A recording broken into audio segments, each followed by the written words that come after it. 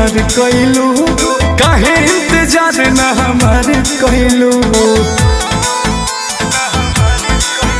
और प्यार पे भरोसा नहीं यार कहलू काहे इंतजार न हमार कहलू। हमरो तो पीछे बा घर परिवार कबो तले हमरा के राखी कुमार तू तो कुछो ना कर पहिब।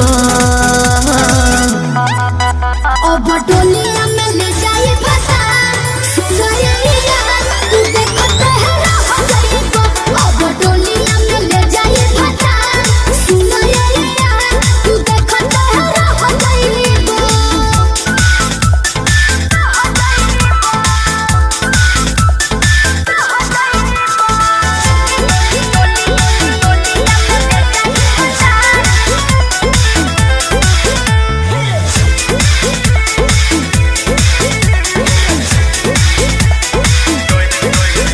कैसे तू छोड़ के जइबू हो चल जइबू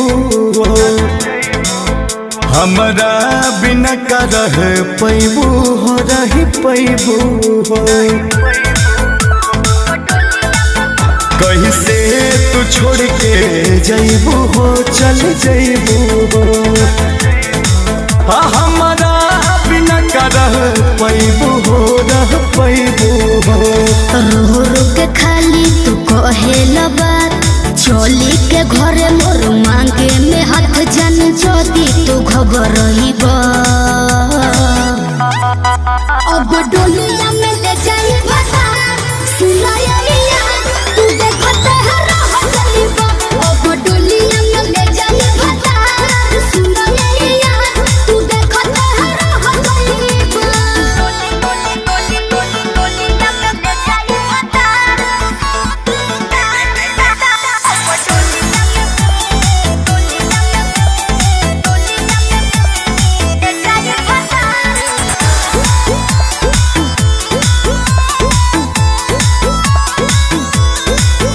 शादी जल्दी में जनी करा हो जनी करा हो।